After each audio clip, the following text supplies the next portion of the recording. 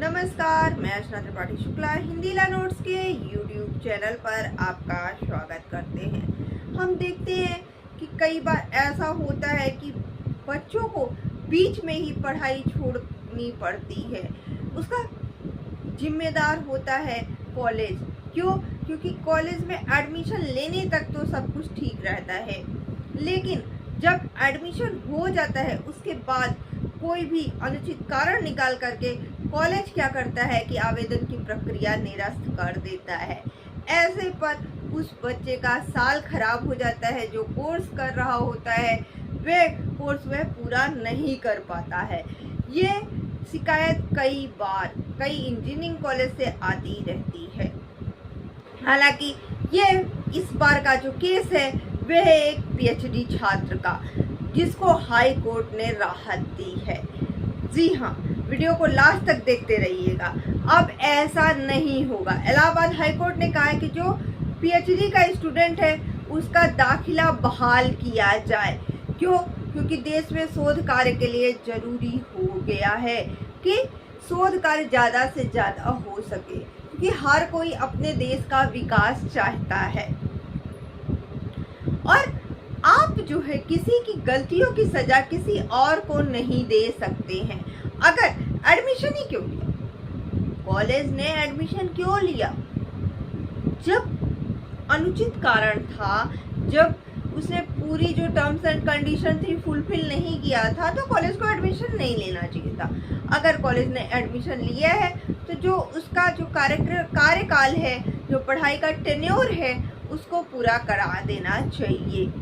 जी हाँ, Allahabad high court ने कहा है कि पीएचडी छात्र के लिए जो 5 साल का जो पीएचडी का कोर्स होता है उसको पूरा करने के बाद में किसी छात्र के प्रवेश प्रक्रिया है उसको रद्द नहीं किया जा सकता है, सिर्फ इस वजह से कि उसने कथित जो है अनियमितता के कारण उसने पढ़ाई पूरी करने से इनकार उसको नहीं किया जा सकता है। अब हम चलते हैं केस पर। ये केस क्या था? केस था, एक छात्र था जिसने कि पीएचडी के लिए आवेदन किया था। याचिकाकर्ता 2016 में जो है 2016 में एक प्रवेश परीक्षा के माध्यम से डॉक्टर शकुंतला मिश्रा राष्ट्रीय पुनर्वास विश्वविद्यालय, जो कि लखनऊ में स्थित है, वहां पर उसने आवेदन किया था समाजशास्त्र में पीएचडी करने के लिए। उसने जब आवेदन किया था उसका आवेदन स्वीकार हो गया था। उसके बाद 2021 में पहली बार याचिकाकर्ता ने एक रिपोर्ट जमा करी जिसमें उसने पीएचडी करने के लिए अतिरिक्त समय मांगा, और अतिरिक्त समय के लिए उसने अपने पर्यवेक्षक से संपर्क किया। आपको पता होगा कि पीएचडी किसी के अंडर में रह करके करना होता है। एक जो है उसका पर्यवेक्षक होता है, वही ही जो है उसके पीएचडी का जो रिपोर्ट्स होता है उस पर ध्यान रखता है, और वो चाहे तो समय सीमा को बढ़ाया जा सकता है। अब जो पर्यवेक्षक थे उन्होंने क्या किया कि रिपोर्ट स्वीकार करने से इनकार कर दिया। क्यों? क्योंकि उन्होंने कहा कि भाई आपका तो आवेदन ही निरस्त कर दिया गया। अब आप सोचो, 2016 में किसी का एडमिशन हुआ, 2021 में उसको बताया जा रहा है कि भाई तुम्हारा आवेदन निरस्त कर दिया गया। अब जो इतना समय था जो पीएचडी करने में उसने लगाया, जो शोध कार्य करने में उसने लगाया, वह बर्बाद हुआ या नहीं हुआ? इसके लिए जिम्मेदार कौन होगा? अब जब याचिकाकर्ता को पता चला कि भाई अब तो हमें पीएचडी करने की अनुमति ही नहीं है, अब वो क्या करे? उसने अपना साल बर्बाद किया, समय बर्बाद किया, पैसा बर्बाद किया। अब क्या कर सकता है वो? उसने क्या किया? हाई कोर्ट में रिट दायर कर दी। हाई कोर्ट का दरवाजा खटखटाया, जहां पर कुलपति जो डॉक्टर शकुंतला मिश्रा जो राष्ट्रीय पुनर्वास विश्वविद्यालय लखनऊ था, उनको जो है याचिकाकर्ता के प्रतिनिधित्व पर फैसला करने के लिए एक निर्देश जारी किया गया हाई कोर्ट के द्वारा। याचिकाकर्ता को दिनांक 6/10/2022 को एक आदेश जारी किया गया जिसमें कहा गया कि उसका तो प्रवेश जो है वह रद्द कर दिया गया है, क्योंकि वह बार बार पूछे जाने के बावजूद उसने हलफनामा नहीं दिया था। भाई हलफनामा नहीं दिया था तो तुमने एडमिशन क्यों लिया?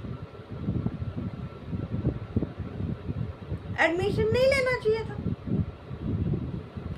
जो प्रवेश का सत्र था 2016-17 में, जो नामांकित विद्वानों के बारे में जानकारी पर भरोसा करते हुए याचिकाकर्ता के वकील ने तर्क दिया कि सर, प्रवेश परीक्षा के लिए जो अर्हता प्राप्त करने के बाद जो पाठ्यक्रम में विधिवत उसको एडमिशन दिया गया, उसके बाद में वहाँ कुछ सूचनाओं के आधार पर प्रवेश परीक्षा के लिए जो अर्हता थी वह प्राप्त नहीं की थी। इस संबंध में उसने हलफनामा मांगा जा रहा था।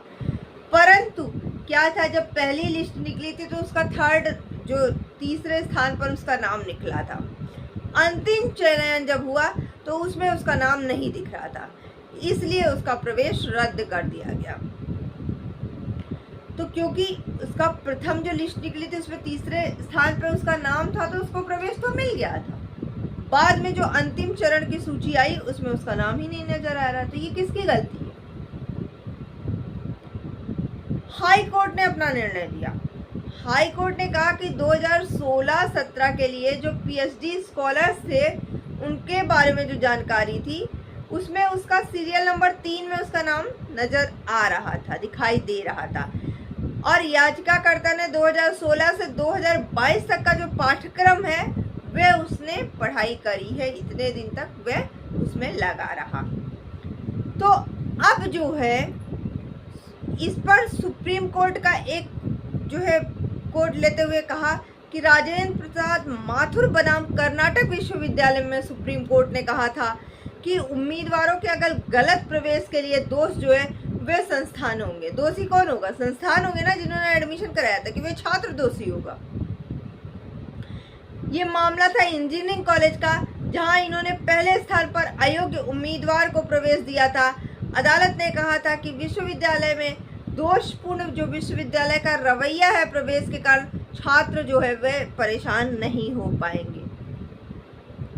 दोष उन इंजीनियरिंग कॉलेजेस की है जहां पर अपीलकर्ताओं को प्रवेश दिया गया था, क्योंकि इन इंजीनियरिंग कॉलेज के प्रधानाचार्यों को पता होना चाहिए कि अपीलकर्ता के अगर प्रवेश के वह पात्र नहीं थे तो उन्हें एडमिशन नहीं देना चाहिए था, परंतु वे कुछ कैपिटेशन शुल्क की वजह से उन्हें एडमिशन दे देते हैं और बाद में उन्हें मना कर देते हैं। तो ऐसे में जो कॉलेज के प्रबंधक हैं, जो प्रबंधन है, उनके पापों की सजा जो है छात्रों को क्यों दी जाए, इसी को ध्यान में रखते हुए सुप्रीम कोर्ट का जो ये फैसला था, इसी को ध्यान में रखते हुए हाई कोर्ट ने पीएचडी पाठ्यक्रम में उस छात्र को, याचिकाकर्ता को प्रवेश दे दिया। उन्होंने कहा कि जब तक वह डिग्री पूरी करने की कगार पे थे अब उसका प्रवेश रद्द कर दिया जा रहा है, यह सही नहीं है। उसका प्रवेश जो है वह रद्द नहीं किया जा सकता है। पीएचडी पाठ्यक्रम में प्रवेश के समय अगर कुछ अनियमितता हुई थी तो जब जो याचिका करता था उसने जब अपना पाठ्यक्रम पूरा करने से इनकार करने का आधार नहीं बनाया जा सकता। अनियमितता थी, आपको वही मना कर देना चाहिए था।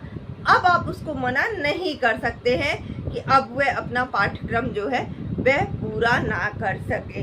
तो आपके साथ भी अगर कभी ऐसा होता है तो ये ध्यान में रखें।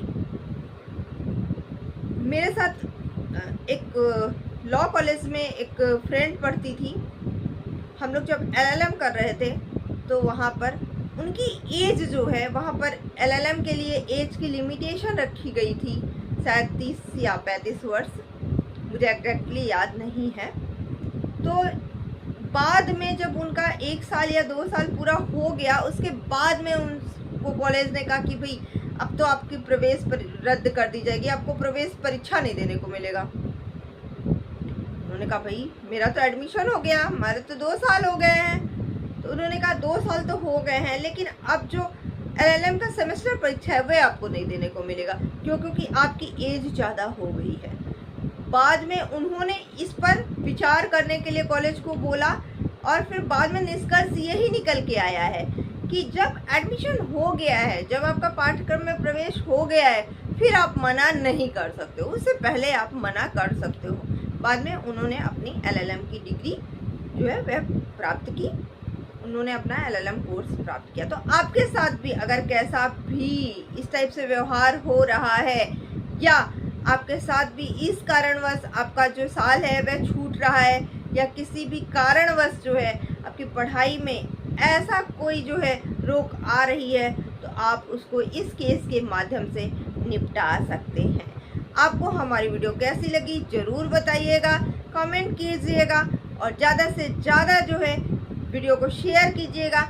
जिन्होंने अभी तक हमारे चैनल को सब्सक्राइब नहीं किया है तो प्लीज़ हमारे चैनल को सब्सक्राइब कर लीजिए और न्यू यूजर्स से रिक्वेस्ट करेंगे कि प्लीज़ हमारे चैनल को सब्सक्राइब भी कर लीजिए।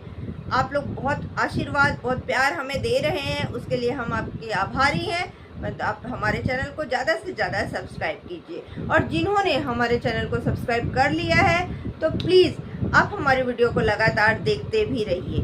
धन्यवाद।